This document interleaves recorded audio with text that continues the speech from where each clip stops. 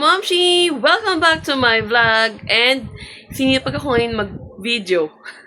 Wala lang, trip ko lang. Anyways, for today's video, gusto ko lang i-share sa inyo yung ginagawa ng anak ko. Actually, she is 3 years old na. 3 years and March, April, May, June, July, and 4 months old. And sa ngayon, hindi na siya masyadong naihi sa diaper. Bihirang-bihira na lang.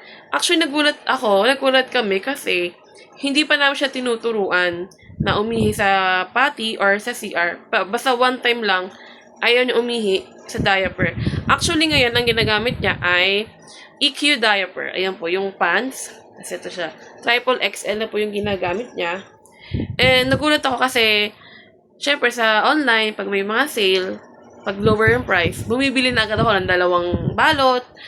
Yan. So, hanggang ngayon, hindi pa siya nauubos. Tapos, doon sa lalagyan sa taas, meron pa yun, nakalahati. So, nagulat din ako, parang, hindi mo na ako bibili ulit kasi hindi pa nga nabuksan itong bago.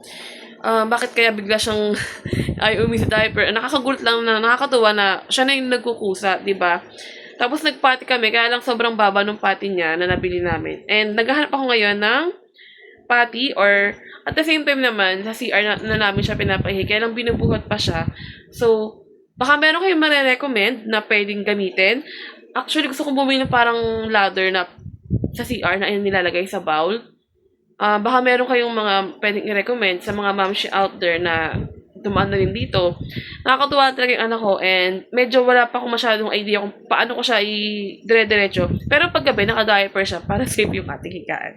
So, yun lang po. Baka marirecommend, paki-comment na lang po. And don't forget to like and subscribe. Ingat po kayo. Maulan ngayon.